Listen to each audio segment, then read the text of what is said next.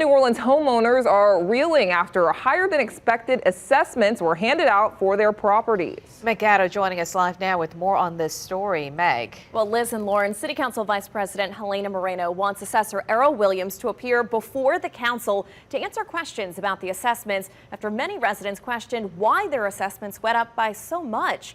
The property assessments are done every 4 years in Orleans Parish. Moreno telling us she's fielding tons of calls into her office from homeowners furious about having to pay more in taxes. She's hearing from people whose assessments have gone up by 15, 30, even 50%. Her plan to get Assessor Errol Williams before the council next week to answer some questions, like how did he and his office arrive at these new numbers? Because even tax experts who I've talked to say that this is just not making sense. Like, some of these increases are just way too much. From what I understand, there's more than 6,000 properties with more than a 50% increase. Now, a spokesman for Assessor Williams says the office uses the International Association of Appraisal Standards to arrive at the numbers and notes these are standards used by assessors all over the world.